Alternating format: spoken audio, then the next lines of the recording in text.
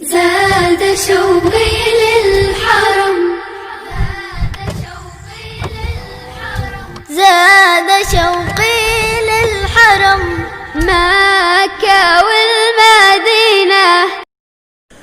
بسم الله الرحمن الرحيم حامدا ومصليا اما بعد اعوذ بالله من الشيطان الرجيم بسم الله الرحمن الرحيم ان الشرك لظلم عظيم. محترم ناظرین و سامعین، السلام علیکم ورحمۃ اللہ وبرکاتہ. آج ہم اپنی بات کو ایک واقعے سے شروع کرنے جا رہے ہیں، جس واقعے کو اللہ رب العزت نے قرآن پاک میں بیان فرمایا ہے. ام کنتم شہداء اذ حضر یعقوب الموت اذ قال لبنیہ ما تعبدون من بعدی الی آخرہ الآیہ.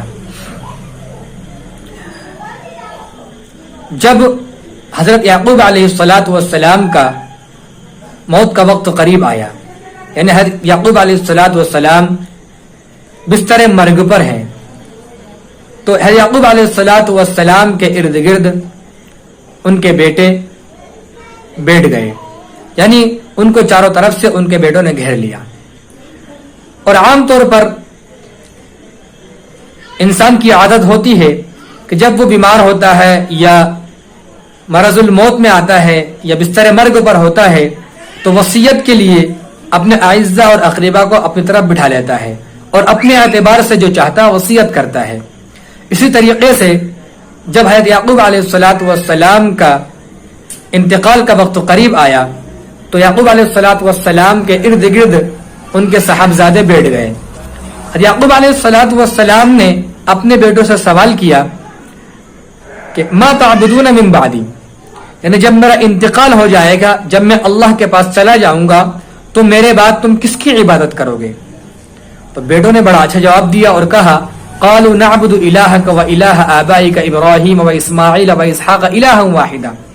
انہوں نے کہا کہ ہم آپ کے رب کی اور آپ کے آبا اور اجداد کے رب کی عبادت کریں گے، اس کی پرستش کریں گے، اسی کی پوجا کریں گے. تو اس وقت یعقوب علیہ السلام کو دلی سکون ہوا اور اطمینان ہوا اور اللہ تبارک و تعالی کے یہاں رحلت فرما گئے. ہمیں اس واقعہ پر غور کرنا ہے. سب سے پہلے تو یہ سمجھنا ہے کہ حضرت یعقوب علیہ السلام ایک نبی ہیں، ان کے والد نبی، ان کے دادا نبی، ان کے چچا نبی، حتیٰ کہ ان کے بیٹے حضرت یوسف علیہ السلام بھی نبی، یعنی کہ پورا کا پورا خاندان انبیاء کا ہے. جب پورا خاندان انبیاء کا ہے تو ہم تھوڑا سا غور کریں اور فکر کریں اور سوچیں کہ پورا خاندان انبیاء کا ہے تو یہ خشیت الہی اور تقوی اور طہارت اور ایمان و یقین کے کس اعلیٰ پیمانے پر فائز ہوں گے. لیکن ایک نبی ہونے کے ناطے حضرت یعقوب علیہ السلام نصیحت کر رہے ہیں، اپنی آل و اولاد کو نصیحت کر رہے ہیں اور کہہ رہے ہیں کہ اے میرے بیٹو، میرے بعد تم کس کی عبادت کرو گے؟ یہاں ایک سوال پیدا ہوتا ہے کہ حضرت یعقوب علیہ السلام کا پورا خاندان نبیوں کا خاندان ہے، نیک خاندان ہے، پاکیزہ خاندان ہے، معصوم خاندان ہے. اس کے باوجود حضرت یعقوب علیہ السلام کو اپنے بیٹوں کو نصیحت کرنے کی کیا ضرورت تھی؟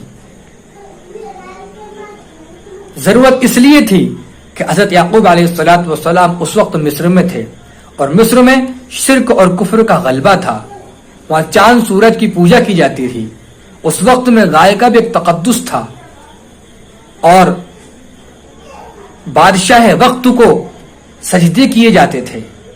تو حضرت یعقوب علیہ السلام کو یہ فکر دامنگیر ہوئی کہ کہیں ایسا نہ ہو کہ میری آل و اولاد یہاں اقلیت میں ہیں تو ان اقلیت پر اکثریت کا غلبہ ہو جائے، ان اقلیت کو اکثریت اپنے ماحول میں ڈھال لے، کہیں ایسا نہ ہو کہ یہ میرے جانے کے بعد کفر اور شرک میں مبتلا ہو جائیں. ایک نبی ہے اور اپنی آل و اولاد کو اور اپنے صاحبزادوں کو ایمان کی پختگی کرا رہے ہیں، اللہ کا یقین دلا رہے ہیں، اللہ کے ایک ہونے کا، اللہ کے وحدہ لا شریک لہ ہونے کا پیغام دے رہے ہیں. کیوں کہ کہیں ایسا نہ ہو کہ میرے جانے کے بعد بادشاہ وقت یا اکثریت ان پر حملہ بول دے، ان کے عقائد پر حملہ بول دے، ان کو ارتداد کی طرف دھکیل دے. اس لیے یعقوب علیہ السلام نے اپنے بیٹوں سے یہ سوال کیا تھا قالوا نعبد الہک و الہ آبائک. اب ہم غور و فکر کریں کہ آج ہم بھی اقلیت میں ہیں. ہمیں اس واقعے کو مد نظر رکھتے ہوئے اپنی آل و اولاد کی فکر کرنا ہے. جس طریقے سے ایک نبی ہونے کے باوجود نبیوں کے ایمان کو پختہ کر رہا ہے, نبی کے ایمان کا جائزہ لے رہے ہیں اور اپنے بیٹوں کے ایمان کا جائزہ لے رہے ہیں, تو ہمیں تو بڑھ چڑھ کر زیادہ فکر ہونا چاہیے اپنی اولاد کے ایمان کو صحیح کرنے کی, اپنے اولاد کو ایمان پر جمع رکھنے کی خوب کوشش ہونی چاہیے. اس لیے کہ ہم بھی اقلیت میں ہیں, اور کہیں ایسا نہ ہو کہ آنے والے وقت میں ہم نے اپنی آل اولاد, اپنی نسل کے ایمان کی فکر نہ کری تو وہ بھی اکثریت کے ماحول میں ڈھل جائیں. اور مولانا خالد سیف اللہ صاحب دامت برکاتہم العالیہ نے امت محمدیہ اور بالخصوص ہندوستان کے رہنے والے امت محمدیہ کے لوگوں کو آگاہ کیا ہے اور کہا ہے کہ ان قریب ہی ایک ایسا قانون لایا جائے گا جس قانون کو اسکول اور کالج میں رکھا جائے گا, اور حتیٰ کہ وہ رفتہ رفتہ آہستہ آہستہ ہماری دہلیز پر بھی قدم رکھ لے گا, اور اس قانون میں عقائد کی کتابوں کو بطور نصاب کے داخل کیا جائے گا. جو عقائد سراسر ہمارے عقائد حقہ پر حملہ بولیں گے, ہمارے عقائد کو ختم کریں گے, ہمیں بجائے ایمان کے کفر و شرک کی طرف دھکیلیں گے, اور ان قریب ہی یہ داخل کیا جائے گا. ہمارا بچہ جب اسکول جائے گا تو اسکول کے اندر اس کو دوسری تعلیمات کے علاوہ عقیدے کی تعلیم دی جائے گی, اور اس سے کہا جائے گا کہ بیٹے اگر تجھے امتحان میں پاس ہونا ہے تو فلاں سے مانگیے, اگر آپ کو بڑے ہونا ہے تو فلاں سے مانگیے, اگر آپ کو نوکری چاہیے تو فلاں سے مانگیے, اگر آپ کو عزت چاہیے تو فلاں سے مانگیے, اگر آپ کو شادی کرنی ہے, اچھی بیوی چاہیے تو آپ فلاں سے مانگیے. یعنی کہ اللہ رب العزت کی ذات کے علاوہ دوسروں سے مانگنے کی تلقین, دوسروں سے مانگنے کی دعوت دی جائے گی, اور یہ سراسر ہماری نسل کے عقائد پر حملہ ہوگا. ہماری نسل اگر اس کے اپنانے والی ہو گئی, اس کو ماننے والی ہو گئی, اس کو یقین کرنے والی ہو گئی, تو ظاہری اعتبار سے تو مسلمان رہیں گے, اور اللہ کی نظر میں وہ مسلمان نہیں رہیں گے.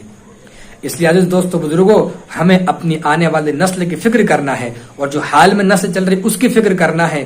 ان کو مدارس اور مکاتب سے جوڑنا ہے, اور خانقاہوں سے دعوت تبلیغ سے جوڑنا ہے. اس کے ساتھ ساتھ ہمیں دنیاوی تعلیم دینا ہے. یعنی کہ پہلے ہمیں اپنی آل و اولاد کے ایمان کو مضبوط کرنا ہوگا, ان کے عقائد کو مضبوط کرنا ہوگا, ان کے سینوں کے اندر ایمان کو ایسا جمانا ہوگا کہ کوئی بھی کفر اور باطل والی طاقت ان کے عقیدے پر حملہ بولے تو ان کے عقیدے پر ذرہ برابر فرق نہ آئے.